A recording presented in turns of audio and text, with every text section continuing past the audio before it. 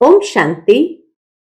आज 10 दिसंबर 2023 के अव्यक्त बाप दादा के अव्यक्त मधुर महावाक्य सुनेंगे।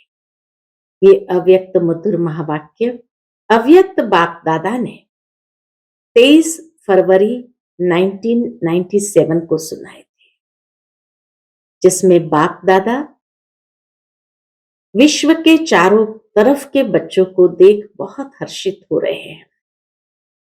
क्यों? क्योंकि बाबा कहे सभी बच्चों के स्नेह और सहयोग की रेखाएं बच्चों के चेहरे पर दिखाई दे रही है और हरेक के दिल में मेरा बाबा ये गीत सुनाई दे रहा है।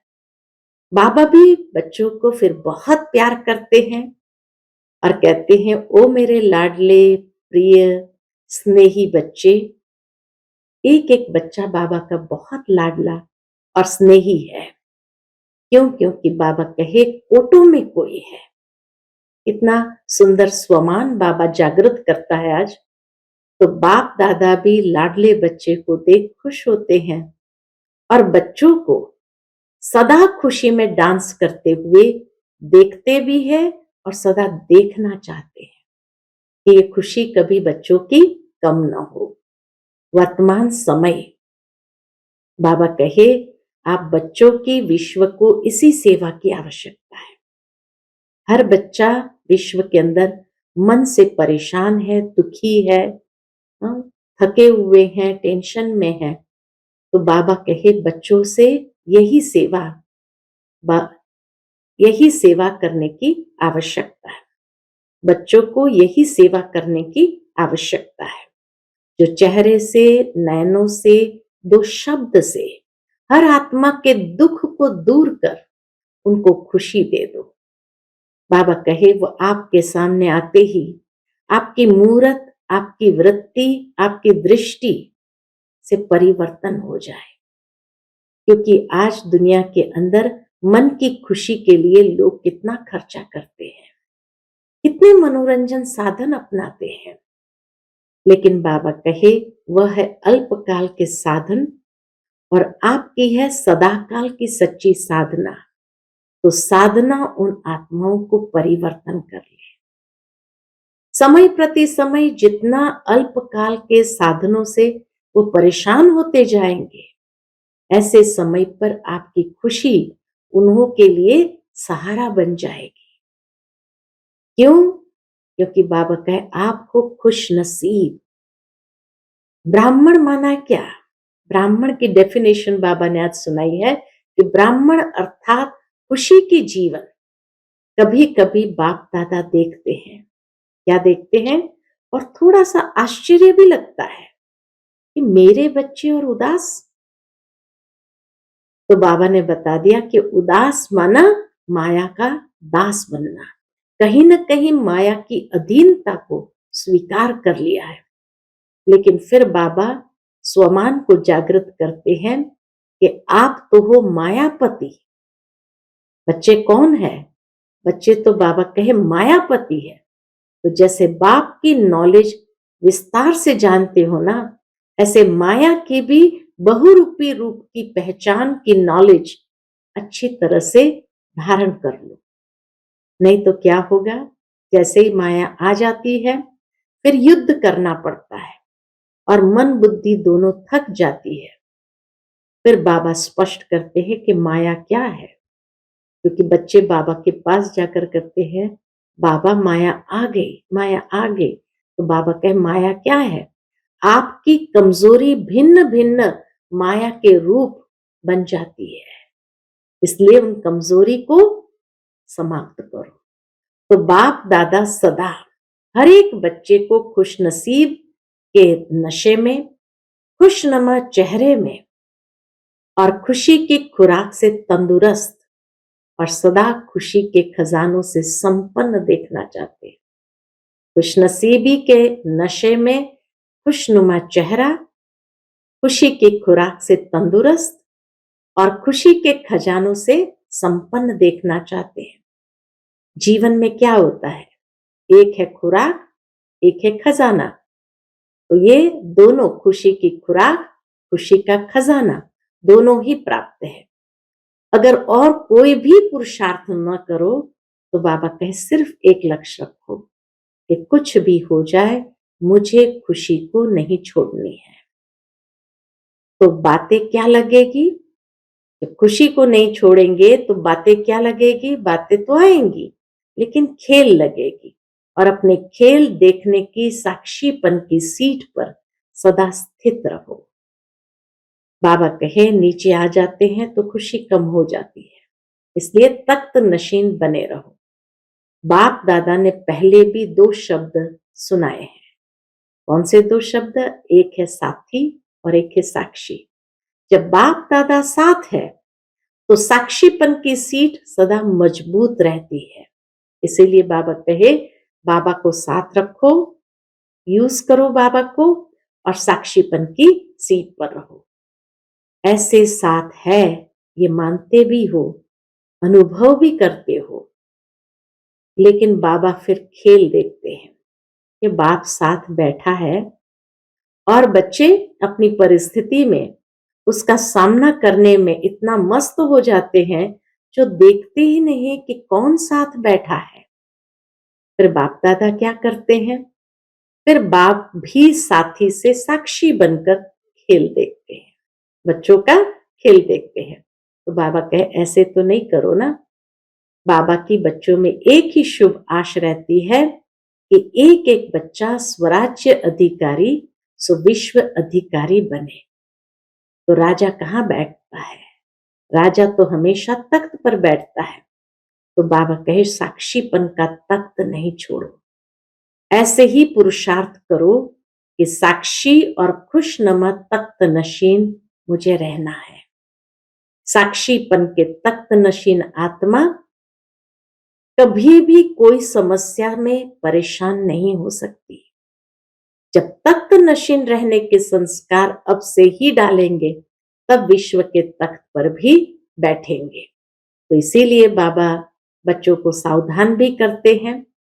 जो कई बार बच्चों के मन में चलता है विनाश कब होना है, कब होना है, तो बाबा कहे तो परिवर्तन अचानक होना है। आपको पहले माया और ही अलबेला बनाएगी।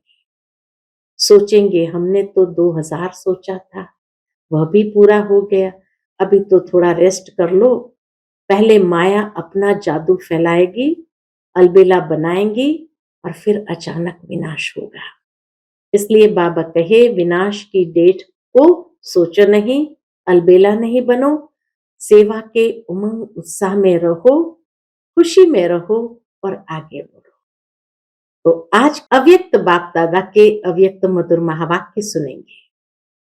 ये अव्यक्त मधुर महावाक्य अव्यक्त बाप दादा के 23 फरवरी 1997 को बाप दादा ने सुनाए थे।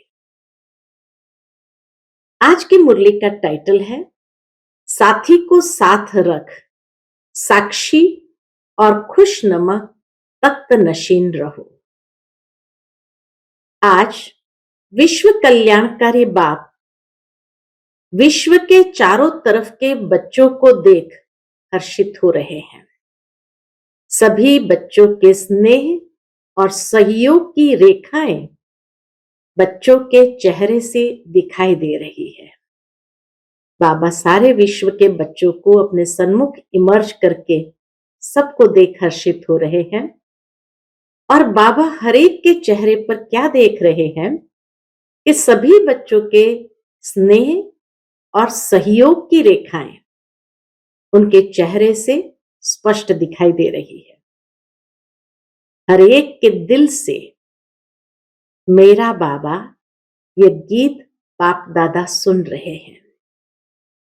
चेहरे से स्नेह और सहयोग की रेखाएं देख रहे हैं और दिल का गीत मेरा बाबा ये बाबा सुन रहे हैं। बाप दादा भी रिस्पॉन्ड में कहते हैं। जब बच्चे मेरा बाबा कहते हैं तो बाप दादा का रिस्पॉन्स क्या होता है? ओ मेरे अति प्रिय, अति स्नेही लाडले बच्चे। कितना प्यार से बाबा कहते हैं, ओ मेरे अति प्रिय, अति स्नेही लाडले बच्चे, हर एक बच्चा प्रिय भी है, लाडले भी है। क्यों? क्यों बाबा ने कहा हर एक बच्चा प्रिय है और लाडला है? बाबा कहे फोटो में कोई और कोई में भी कोई हो तो लाडले हुए ना। तो बाप दादा भी लाडले बच्चों को देख खुश होते हैं। बच्चों को भी सदा खुशी में डांस करते हुए देखते हैं और सदा देखने चाहते हैं। बाबा कहे बाप दादा भी ऐसे बच्चों को देखकर बहुत खुश होते हैं, क्योंकि फोटो में कोई कोई में भी कोई है तो कितने लाडले सिकिलदे होंगे। और साथ ही साथ बाबा कहे बच्चों को सदा खुशी में डांस करते हुए देखते हैं और सदा देखने चाहते हैं। अब तक भी खुशी में कैसे सदा डांस करते रहे और आगे भी सदा डांस करते रहे, ऐसा देखना चाहते। खुशी में रहते तो है, लेकिन बाप सदा चाहते हैं ये नहीं कभी खुशी कभी गम। सदा खुश रहते हो या खुशी में फर्क पड़ता है?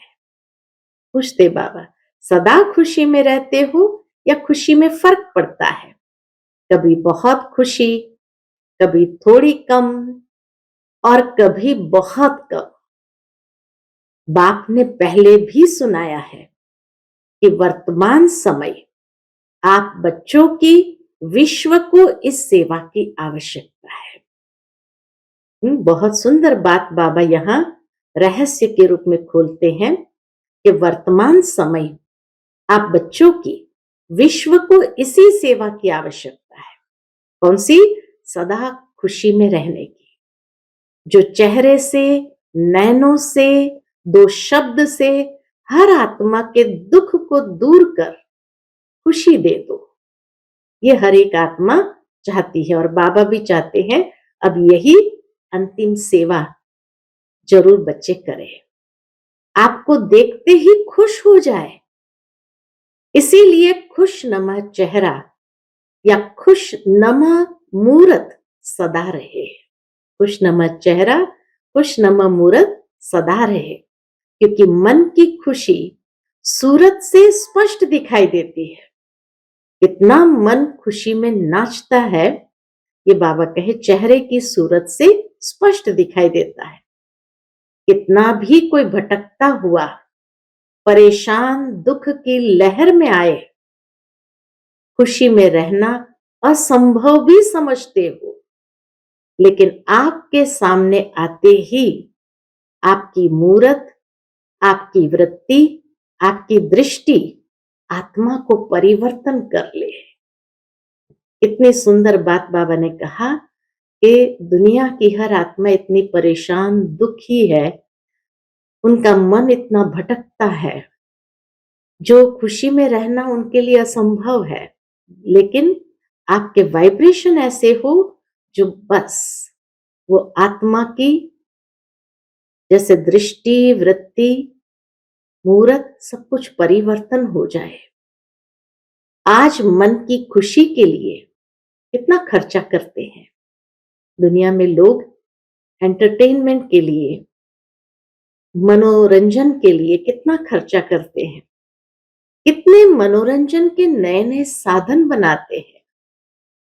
वह है अल्पकाल के साधन और आपकी है सदा काल की सच्ची साधना।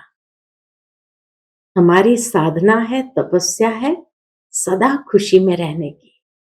तो बाबा कहे उनके लिए तो अल्पकाल के साधन है, आपकी है सदा काल की साधना, वो भी सच्ची साधना।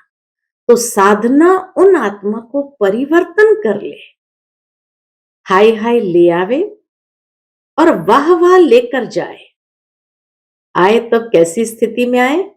हाय क्या हो गया, तो हाय हाय लेकर आवे। और बाबा के घर से जब जाए तो वाह वाह लेकर जाए। वाह कमाल है, ये गीत गाए, वाह कमाल है परमात्म आत्माओं की, तो यह सेवा करो। ये अभी समय की आवश्यकता के हिसाब से यह सेवा है। समय प्रति समय जितना अल्पकाल के साधनों से परेशान होते जाएंगे, ऐसे समय पर आपकी खुशी उन्हों को सहारा बन जाएगी, क्योंकि आप है ही खुश नसीब। खुश नसीब है या नहीं? तो बाबा कहे साधन होते हुए भी परेशान हो जाए, तो ऐसे समय पर आपकी खुशी ही उनके लिए सहारा बनेगी, क्योंकि आप है ही खुश नसीब। तो खुश नसीब के संग में जो आएगा वह भी खुशी का अनुभव करेगा। तो बाबा पूछते हैं, खुश नसीब है या नहीं? अधूरे तो नहीं, है ही खुश नसीब। देखो वरदान मिल गया, है ही खुश नसीब। आप जैसा खुश नसीब सारे कल्प में कोई आत्माएं नहीं। इतना नशा चेहरे और चलन से अनुभव कराओ कि हमारे जैसा खुश नसीब इस संसार में कोई नहीं। करा सकते हो या कराते भी हो, ब्राह्मण जीवन में अगर खुशी नहीं तो ब्राह्मण बनकर क्या किया? पूछते बाबा। अगर ब्राह्मण जीवन में खुशी नहीं तो ब्राह्मण बनकर क्या किया? ब्राह्मण जीवन अर्थात खुशी की जीवन। कभी कभी बाप दादा देखते हैं, क्या देखते होंगे? कोई कोई के चेहरे जो होते हैं ना, वह थोड़ा सा क्या होता है, बाबा थोड़ा सा कह करके छोड़ देते हैं, सेंटेंस को पूरा नहीं करते हैं। थोड़ा सा क्या होता है, अच्छी तरह से जानते हैं तभी हंसते हैं। तो बाप दादा को ऐसा चेहरा देख रहम भी आता है और थोड़ा सा आश्चर्य भी लगता है। थोड़ा सा चेहरा कैसा देखते हैं तो बाबा को रहम भी आता और आश्चर्य भी लगता।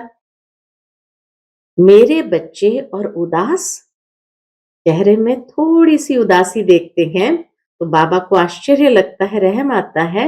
मेरे बच्चे और उदास हो सकता है क्या? नहीं ना। उदास अर्थात माया के दास। कारण ही बता दिया बाबा ने, उदास अर्थात कहीं न कहीं माया की अधीनता को स्वीकार किया है, तो माया के दास बन गए। फिर बाबा स्मृति दिलाते, लेकिन आप तो मास्टर मायापति हो, माया आपके आगे क्या है? चींटी भी नहीं है, मरी हुई चींटी। दूर से लगता है जिंदा है, लेकिन होती मरी हुई है। सिर्फ दूर से परखने की शक्ति चाहिए। माया को भी परखने की शक्ति चाहिए। कैसे परखेंगे? बाबा सिखाते हैं। जैसे बाप की नॉलेज विस्तार से जानते हो ना, ऐसे माया के भी बहुरूप की पहचान की नॉलेज अच्छी तरह से धारण कर लो। ये भी नॉलेज से ही समझा जाएगा कि माया के बहुरूप क्या है। परखने का आधार ही है नॉलेज। वह सिर्फ डराती है। जैसे छोटे बच्चे होते हैं ना, तो उनको माँ बाप निर्भय बनाने के लिए डराते हैं, कुछ करेंगे नहीं, जानबूझकर डराने के लिए करते हैं। ऐसे माया भी अपना बनाने के लिए क्या करती है? बहुरूप धारण करती है। जब बहुरूप धारण करती है तो आप भी बहुरूपी बन उसको परख लो। ज्ञान के आधार से बहुरूपी बन उसको परख लो। परख नहीं सकते हैं ना, तो क्या खेल करते हैं? फिर युद्ध करने शुरू कर देते हैं। माया को जब परख नहीं सकते हैं, वार करती है, तो युद्ध करना शुरू कर देते हैं। हाय माया आ गई, फिर क्या करते हैं? हाय, माया आ गई और युद्ध करने से बुद्धि, मन थक जाता है। फिर थकावट से क्या कहते हैं? जब थकावट अनुभव होती तो क्या कहते हैं? माया बड़ी प्रबल है, माया बड़ी तेज है, कुछ भी नहीं है। बाबा क्या कहते? कुछ भी नहीं है। बच्चे कहते हैं बाबा माया बड़ी प्रबल है, बड़ी तेज है। तो बाबा क्या कहते हैं? कुछ भी नहीं है। आपकी कमजोरी भिन्न भिन्न माया के रूप बन जाती है। तो बाबा कहे कुछ भी नहीं है। माया क्या है? आपकी कमजोरी भिन्न भिन्न माया के रूप बन जाती है। तो बाप दादा सदा हर एक बच्चे को खुश नसीब के नशे में, खुशनुमा चेहरे में और खुशी की खुराक से तंदुरुस्त और सदा खुशी के खजानों से संपन्न देखना चाहते हैं। खुशनसीबी के नशे में कैसा चेहरा होना चाहिए? खुशनुमा चेहरा। और खुशी की खुराक से तंदुरुस्त और खुशी के खजानों से संपन्न। ये स्वरूप बाबा बच्चों का देखना चाहते हैं। जीवन में क्या चाहिए? खुराक और खजाना। दो ही चीज तो इंसान को चाहिए। और क्या चाहिए? तो आपके पास खुशी की खुराक है या स्टॉक कभी खत्म हो जाता है? खुशी का खजाना अखुट है? अखुट है ना? और जितना खर्चो उतना बढ़े। ये खजाना भी ऐसा मैजिक वाला, जितना खर्चो उतना बढ़े। अगर और कोई भी पुरुषार्थ नहीं करो, सिर्फ एक लक्ष्य रखो, कुछ भी हो जाए, चाहे अपने मन की स्थिति द्वारा, चाहे कोई अन्य आत्माओं द्वारा, चाहे प्रकृति द्वारा, चाहे वायुमंडल द्वारा, कुछ भी हो जाए, मुझे खुशी नहीं छोड़नी है। ये लक्ष्य बाबा रखने के लिए कहते हैं कि सिर्फ एक लक्ष्य रखो, कुछ भी हो जाए, मुझे खुशी नहीं छोड़नी है। यह तो सहज पुरुषार्थ है ना? या खुशी खिसक जाती है? पूछते बाबा, ये सहज पुरुषार्थ है या खुशी खिसक जाती है? सहज है या कभी कभी मुश्किल है? दृढ़ संकल्प रखो। दीदी बाबा ने बता दी, दृढ़ संकल्प रखो और बातों को भूल जाओ। और बातें जब स्मृति में आ जाती है व्यर्थ की, तो खुशी गायब। इसलिए बाबा कहे और बातों को भूल जाओ, दृढ़ संकल्प रखो। एक ही बात पक्की रखो, मुझे खुश रहना है। एक ही लक्ष्य, मुझे कोई भी हालत में खुश रहना है। तो बातें क्या लगेगी? खेल। और अपनी खेल देखने में साक्षीपन की सीट पर सदा स्थित रहो। खुद का ही खेल, और वो खेल भी कैसे बैठ के देखना है? साक्षीपन की सीट पर सदा स्थित रहो। चाहे कोई अपमान करने वाला हो, आपको परेशान कर अपने साक्षीपन की शान से नीचे उतारने वाला हो, लेकिन आप साक्षीपन की सीट से नीचे नहीं आओ। नीचे आ जाते हो तभी खुशी कम हो जाती है। बाप दादा ने पहले भी दो शब्द सुनाए हैं। कौन से? साथी और साक्षी। साथी और साक्षी।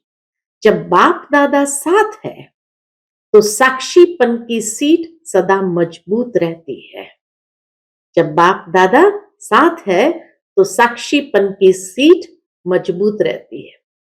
कहते सभी हो, बाप दादा साथ है, बाप दादा साथ है, लेकिन माया का प्रभाव भी पड़ता रहता है। बाबा कहते तो है बाप दादा साथ है, लेकिन माया का प्रभाव भी पड़ता रहता है। और कहते भी रहते हो बाप दादा साथ है, बाप दादा साथ है, साथ है, लेकिन साथ को ऐसे समय पर यूज नहीं करते हो।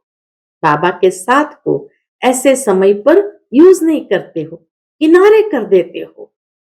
जैसे कोई साथ में होता है ना, कोई बहुत ऐसा काम पड़ जाता है या कोई ऐसी बात होती है तो साथ कभी ख्याल नहीं होता।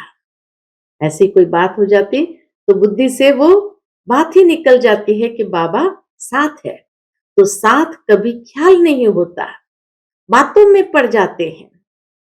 ऐसे साथ है ये मानते भी हो, ऐसे साथ है बाबा ये मानते भी हो, अनुभव भी करते हो। कोई है जो कहेगा साथ नहीं है? कोई नहीं कहता। सब कहते मेरे साथ है, यह भी नहीं कहते कि तेरे साथ है।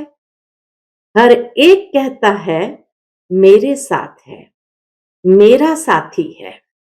मन से कहते हो या मुख से? मन से कहते हो। बाप दादा तो खेल देखते हैं। बाप साथ बैठे हैं और अपनी परिस्थिति में उसको सामना करने में इतना मस्त हो जाते हैं जो देखते ही नहीं है कि साथ में कौन है। बाबा तो कहे, बाबा तो खेल देखते हैं, बाबा साथ बैठे हैं और अपनी परिस्थिति में उसका सामना करने में बच्चे इतना मस्त हो जाते हैं जो देखते ही नहीं कि साथ में कौन है। तो बाप भी क्या करते? बाप भी साथी से साक्षी बनकर खेल देखते हैं। बाबा फिर क्या करेंगे? साथी से साक्षी हो जाते हैं और खेल देखते हैं। ऐसे तो नहीं करो ना। जब साथी कहते हो तो साथ तो निभाओ, किनारा क्यों करते हो? बाप को अच्छा नहीं लगता। बाबा को भी अच्छा नहीं लगता जब बच्चे किनारा कर लेते हो।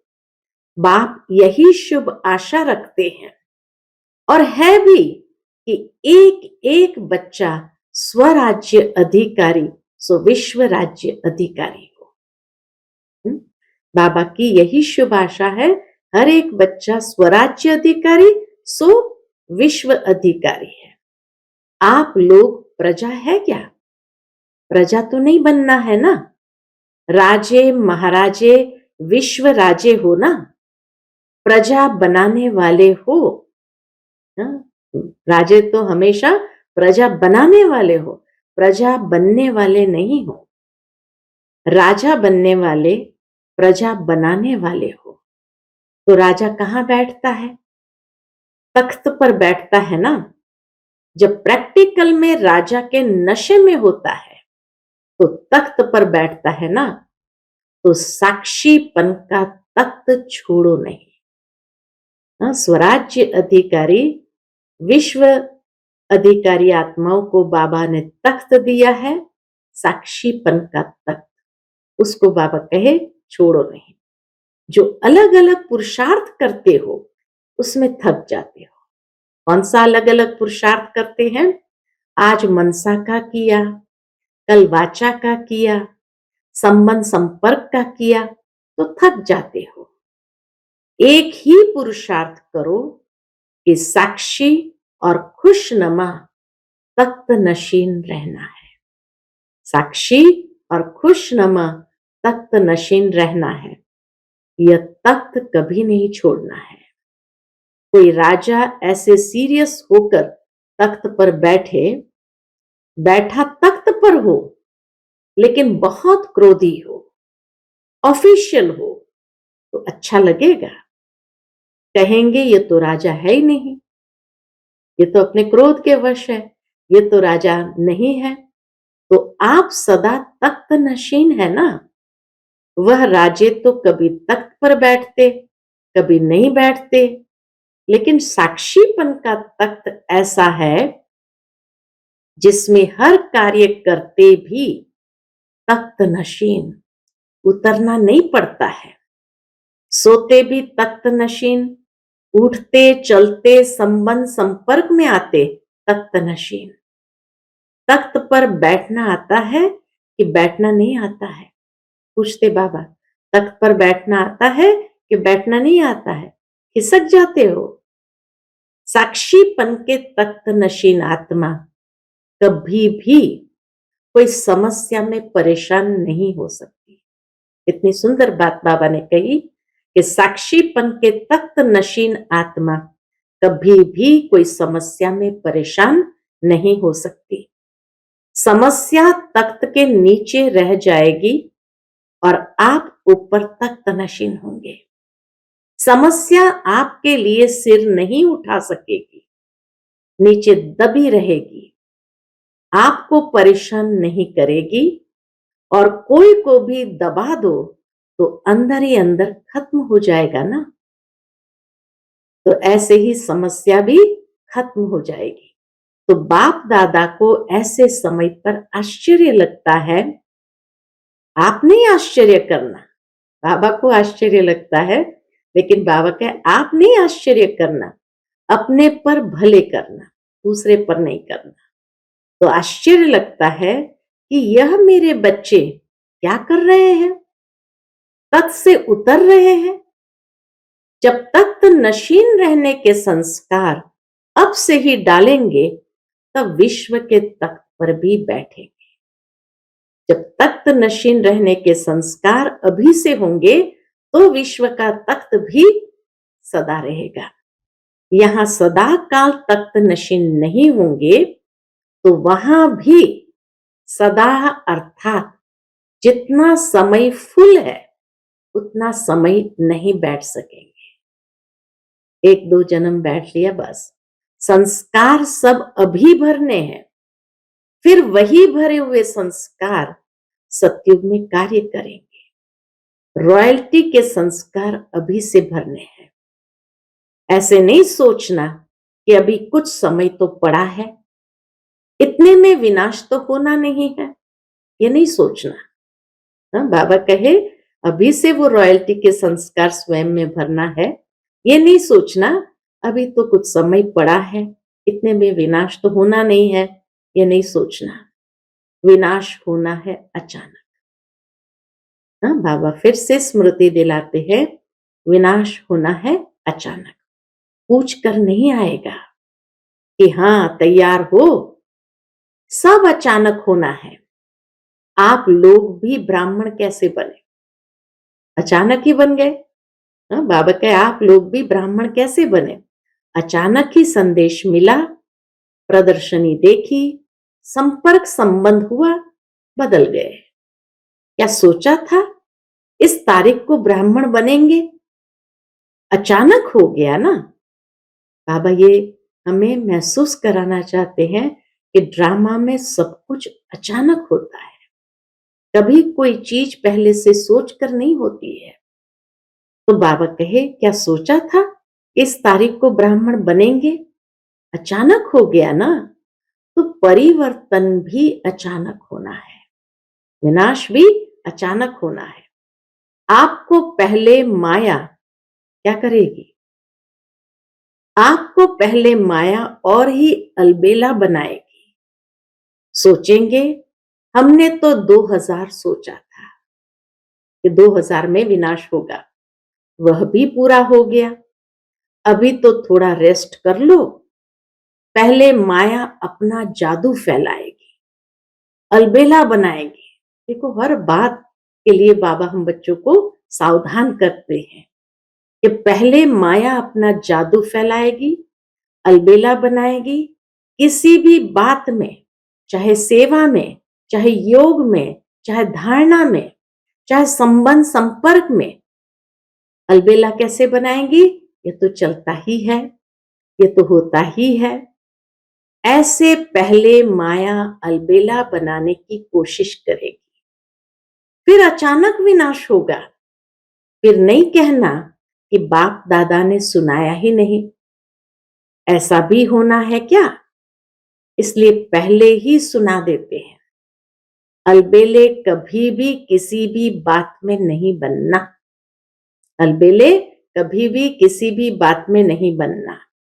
4 ही सब्जेक्ट में अलर्ट, अभी भी कुछ हो जाए तो अलर्ट। उस समय नहीं कहना बाप दादा अभी आओ, अभी साथ निभाओ, अभी थोड़ी शक्ति दे दो, उस समय नहीं देंगे। उस समय बाबा साक्षी हो जाएंगे, धर्मराज हो जाएंगे, तो बाबा कहे उस समय नहीं देंगे। अभी जितनी शक्ति चाहिए, जैसी चाहिए उतनी जमा कर लो। सबको खुली छुट्टी है, खुले भंडार है। जितनी शक्ति चाहिए, जो शक्ति चाहिए ले लो। पेपर के समय टीचर व प्रिंसिपल मदद नहीं करता। पेपर के समय टीचर व प्रिंसिपल मदद नहीं करता। फिर बाबा के सन्मुख डबल विदेशी भाई बहने बैठे थे, तो बाबा उनको देखकर कहते हैं, डबल विदेशी बच्चों को देख बाप बाप को भी डबल खुशी होती है। क्यों होती है? हाँ, बाबा को भी डबल खुशी होती। क्यों? क्योंकि डबल विदेशियों को स्वयं को परिवर्तन करने में डबल मेहनत करनी पड़ी। इसलिए जब बाप दादा डबल विदेशी बच्चों को देखते हैं तो डबल खुशी होती है। वाह मेरे डबल विदेशी बच्चे, वाह। धर्म परिवर्तन, भाषा परिवर्तन, संस्कार परिवर्तन, सब कुछ परिवर्तन कर देते हैं। इसलिए बाबा को डबल खुशी होती है कि वाह मेरे डबल विदेशी बच्चे, वाह।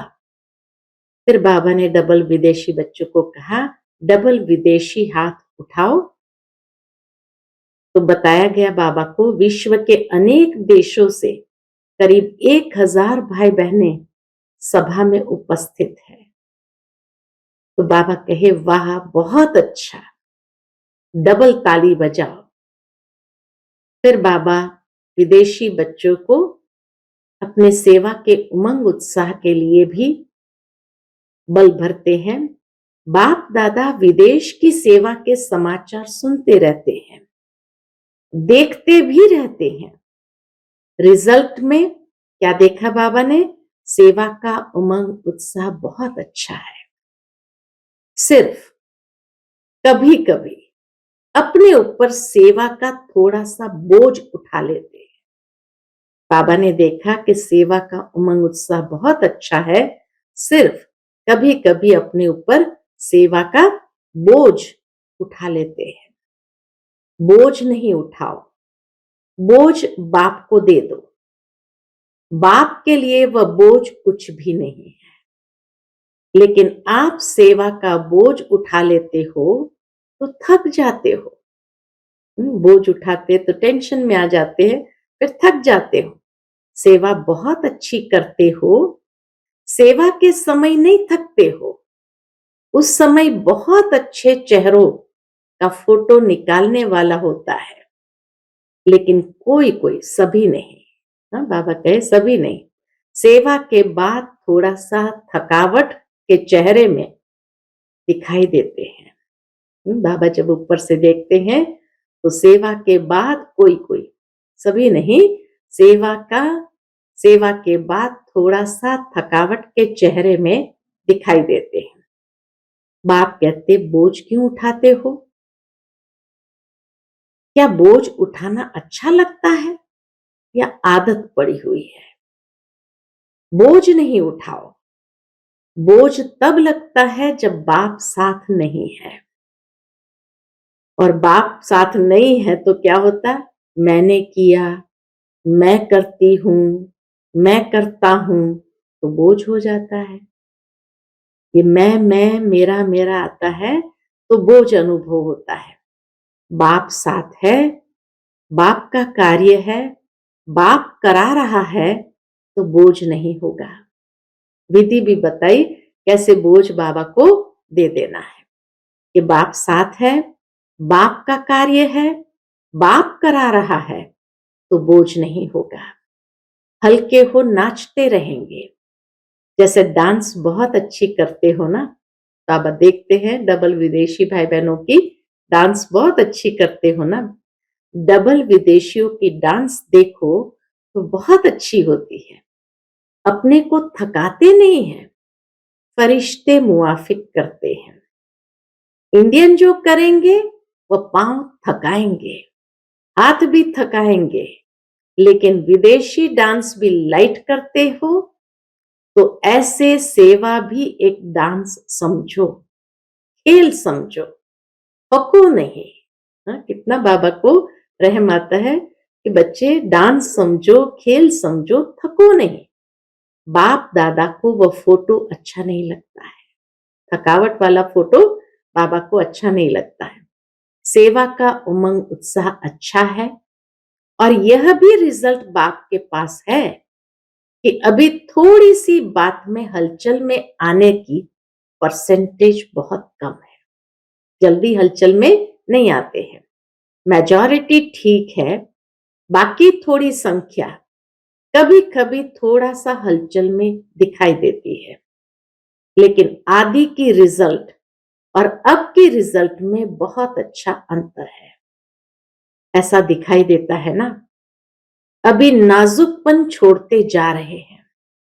बाप दादा को रिजल्ट देखकर खुशी है, बाबा को रिजल्ट देख करके खुशी है।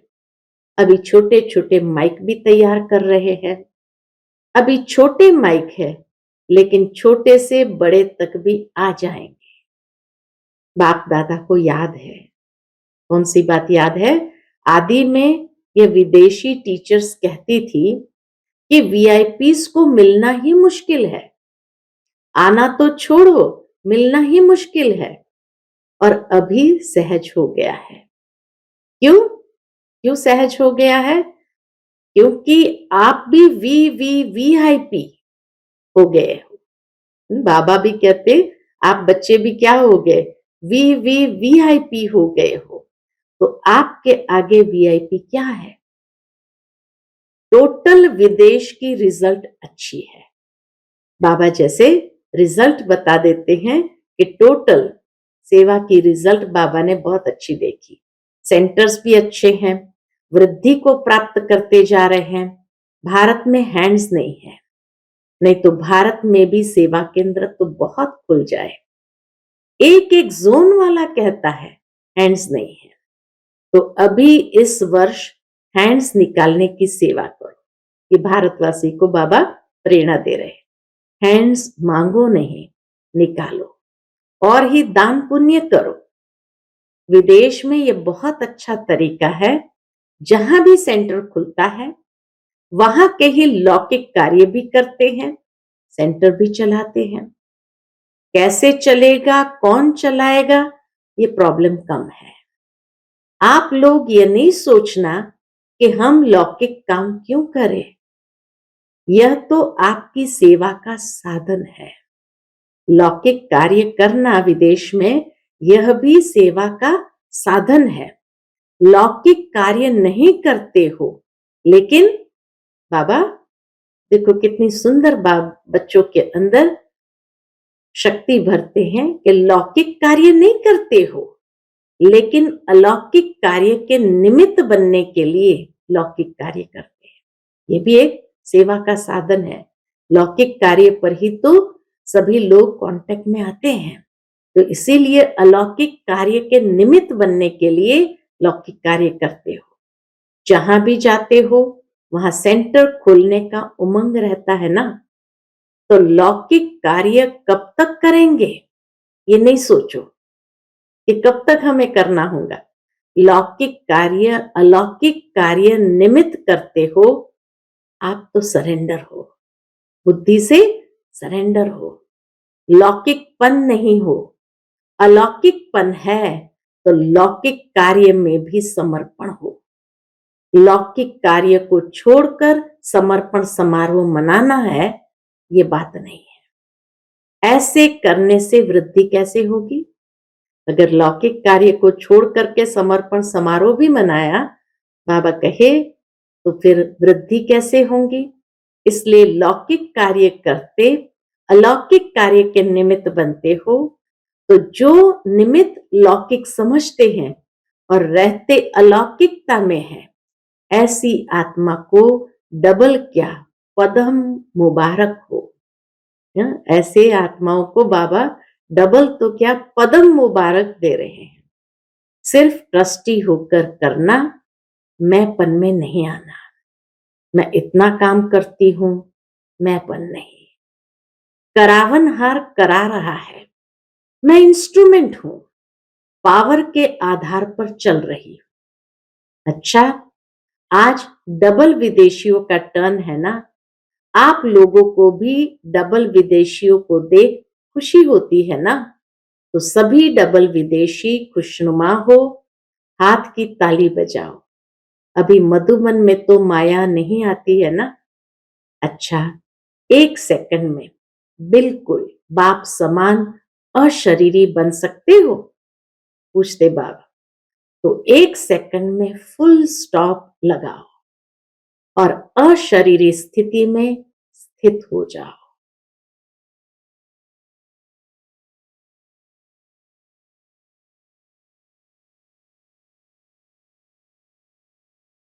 फिर बाप दादा ने 3 मिनट ड्रिल कराई। अच्छा, ये सारे दिन में बार बार अभ्यास करते रहो। अच्छा, चारों ओर के सर्व माया जीत, प्रकृति जीत, साक्षीपन के तख्त नशीन, साथी के साथ का सदा अनुभव करने वाले, सदा दृढ़ता से सफलता को गले का हार बनाने वाले, सदा बाप समान लाइट रहने वाले, सदा अपने माइट द्वारा विश्व को दुख अशांति की कमजोरी से छुड़ाने वाले, ऐसे मास्टर सुख के सागर, खुशी के सागर, प्रेम के सागर, ज्ञान के सागर, बाप समान बच्चों को याद प्यार और नमस्ते। हम सभी रूहानी बच्चों की रूहानी माता पिता बाप दादा को याद प्यार, गुड मॉर्निंग और नमस्ते। नमस्ते, शुक्रिया बाबा, शुक्रिया। आज का बाप दादा का मधुर वरदान हम सब बच्चों के लिए है। परखने व निर्णय करने की शक्ति द्वारा सेवा में सफलता प्राप्त करने वाले सफलता मूर्त भव। परखने व निर्णय करने की शक्ति द्वारा सेवा में सफलता प्राप्त करने वाले सफलता मूर्त भव। जो परखने की शक्ति द्वारा बाप को, अपने आप को, समय को, ब्राह्मण परिवार को और अपने श्रेष्ठ कर्तव्य को पहचान कर फिर निर्णय करते हैं कि क्या बनना है और क्या करना है, वही सेवा करते, कर्म व संबंध संपर्क में आते सदा सफलता प्राप्त करते हैं। मनसा वाचा कर्मणा, हर प्रकार की सेवा में सफलता मूर्त बनने का आधार है परखने और निर्णय करने की शक्ति। आज का स्लोगन है, ज्ञान योग की लाइट माइट से संपन्न बनो तो किसी भी परिस्थिति को सेकंड में पार कर लेंगे। ज्ञान योग की लाइट माइट से संपन्न बनो तो किसी भी परिस्थिति को सेकंड में पार कर लेंगे। अच्छा, ओम शांति।